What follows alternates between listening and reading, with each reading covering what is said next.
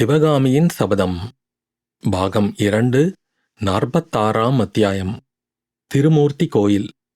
பாறைகளை நோக்கி நடந்து போய்க் கொண்டிருந்தபோது மாமல்லரை பற்றியோ அவருக்கு நேர்ந்த ஆபத்தை பற்றியோ சக்கரவர்த்தி ஒன்றும் பேசவில்லை. ஆயனரிடம் சிற்பக்கலையை பற்றி பேச ஆரம்பித்துவிட்டார். 2 பேரும் இந்த உலகத்தையே மறந்து பேசிக்கொண்டு போனார்கள். பாறை பிரதேசத்தை அடைந்த பிறகும் அப்படித்தான். இந்த பாறையை யானையாகச் செய்யலாம், இதை சிங்கமாகச் செய்யலாம், இதை தேராக அமைக்கலாம், இதை வசந்த மண்டபமாக்கலாம் என்றெல்லாம் திட்டம் போட்டுக் கொண்டிருந்தார்கள்.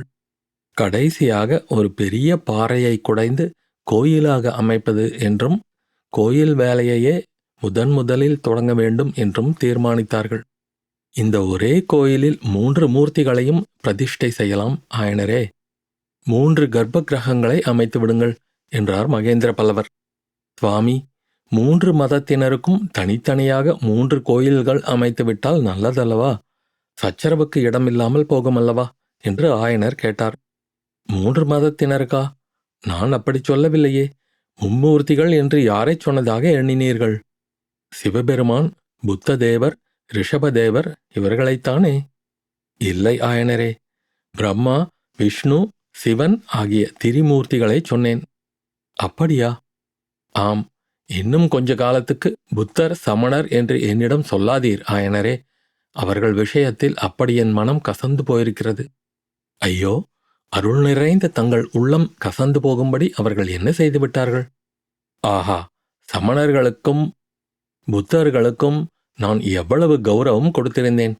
அவர்களை திருப்திப்படுத்த என்னவெல்லாம் செய்தேன். ஒன்றும் பயன்படவில்லை. பாடலிபுரத்துச் சமணப்பள்ளியில் துர்விநீதன் ஒளிந்து கொள்ள அவர்கள் இடம் கொடுத்தார்கள். பல்லவ சைன்யம் அந்த சமணப்பள்ளியை இடித்து தரைமட்டமாக்கி பாதாள குகையில் ஒளிந்திருந்த துர்விநீதனை பிடிக்க வேண்டியிருந்தது. இப்போது அவர்கள் என்ன செய்யப் போகிறார்கள் தெரியுமா? தேசமெல்லாம் போய் காஞ்சி மகேந்திர பல்லவன் சமணப்பள்ளியை இடித்துத் தள்ளினான் என்ற பழியை பரப்பப் போகிறார்கள். அது போகட்டும் ஆயனரே, எனக்கு அதிகமாக தாமதிக்க நேரமில்லை. போய் வருகிறேன். யுத்தம் முடிந்து நான் திரும்பி வந்து பார்க்கும்போது கோயில் வேலை முடிந்திருக்க வேண்டும். சத்ருக்னா, நம்முடைய தெப்பத்தை எங்கே விட்டுவிட்டு வந்தோம்? சீக்கிரம் போய் பார்த்து கொண்டு வா என்று கூறிவிட்டு, ஆயனரே, நீங்களும் கொஞ்சம் பார்க்கிறீர்களா? இந்த நதிக்கரையில் எங்கேயோ தெப்பத்தை விட்டிருக்கிறோம். 2 பேருமாய் சென்று பார்த்தால் சீக்கிரம் கண்டுபிடிக்கலாம் என்றார். அவ்விதமே ஆயனரும் படைத்தலைவரும் தெப்பத்தை தேடிக்கொண்டு சென்றார்கள். இத்தனை நேரமும் சிவகாமி ஒரு பக்கத்தில் நின்று ரதியை தடவி கொடுத்து கொண்டும் மெல்லிய குரலில் ஏதோ ஒவ்வொரு வார்த்தை சொல்லிக் கொண்டும் இருந்தாள். ஆயனர், சத்ருக்கனர் இருவரும் அங்கிருந்து சென்றதும் சக்கரவர்த்தி அவள் அருகில் வந்து ஒரு பாறை மேல் உட்கார்ந்து கொண்டு, சிவகாமி, உன்னிடம் ஒரு வார்த்தை சொல்ல வேண்டும். சற்று இந்த பாறை மேல் உட்கார்கிறாயா என்றார். ஏதோ சந்தோஷமற்ற விஷயந்தான் சக்கரவர்த்தி பேசப்போகிறார் என்று சிவகாமியின் உள்ளுணர்ச்சி கூறியது. எனவே தலை குனிந்தபடி நின்று கொண்டே இருந்தாள். சிவகாமி, சற்று தலை நிமிர்ந்து இதோ இந்த கத்தியை பார் என்றார் மகேந்திர பல்லவர். சிவகாமி பார்த்தாள். சற்று முன்னால் இந்த கத்தியை பற்றி ஒரு விஷயம் சொன்னேனே, அது ஞாபகம் இருக்கிறதா சிவகாமி? இருக்கிறது பிரபு என்று சிவகாமியின் உதடுகள் முணுமுணுத்தன. அந்த கத்தியானது மாமல்லரின் முதுகிலே பாய்வதற்கு இருந்தது என்ற எண்ணம் அவளை துன்புறுத்தியது. நான் சொன்னது பொய் சிவகாமி. சிவகாமிக்கு தூக்கி வாரி போட்டது. அவளுடைய உள்ளம் குழம்பிற்று. அந்த குழப்பத்தில் ஆறுதலும் மகிழ்ச்சியும் ஒரு வகை ஏமாற்றமும் கலந்திருந்தன. சக்கரவர்த்தி முதலில் எதற்காக அம்மாதிரி பொய்யைச் சொன்னார்?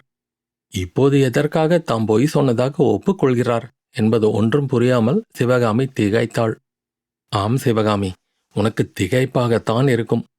உண்மை விவரத்தை உன் தந்தையிடம் சொல்வதற்கு கூட நான் இஷ்டப்படவில்லை. அதற்காகத்தான் அவரை தெப்பத்தை தேடுவதற்கென்று அனுப்பினேன். ஆனால் உண்மையான விவரம் உனக்கு மட்டும் அவசியம் தெரிந்திருக்க வேண்டும். சிவகாமியின் மனக்குழப்பம் இன்னும் அதிகமாயிற்று. என்ன உண்மையை சொல்லப் போகிறார்? அது எதற்காக தனக்கு மட்டும் தெரிந்திருக்க வேண்டும் என்கிறார்? சிவகாமி, எக்கிலேயே நஞ்சை கலந்து செய்த இந்த கத்தி என் ஒரே மகன் மாமல்லனுடைய முதுகிலே பாய்வதற்கு இருந்தது. இந்த அபாயம் யாரால் ஏற்பட்டது தெரியுமா? பிரபு, அது பொய் என்று சொன்னீர்களே என்று சிவகாமி நாக்குழற கேட்டாள். எது பொய் என்றேன். மாமல்லன் முதுகில் கத்தி பாய்வதற்கு இருந்தது பொய்யில்லை. சிவகாமி, பல்லவ சாம்ராஜ்யத்துக்கு அந்த பெரும் விபத்து நிச்சயமாக வருவதற்கு இருந்தது. அந்த விபத்து உன்னால் தடைப்பட்டது என்றேனே, அதுதான் பொய். சிவகாமி, நீ கேவலம் சாதாரண பெண்களைப் போன்ற கோழை அல்ல, நெஞ்சுத் துணிவு உள்ளவள். ஆகையால்தான் உன்னிடம் உண்மையைச் சொல்லுகிறேன்.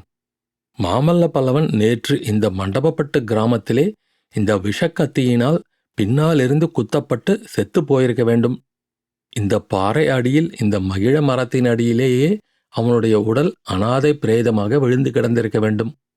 அவ்விதம் நேராமல் அன்றொரு நாள் ஆலகால விஷத்தை உண்டு சகல உலகங்களையும் காத்த பரமசிவன்தான் நேற்றைக்கு மாமல்லனையும் பல்லவ குலத்தையும் காத்து அருளினார்.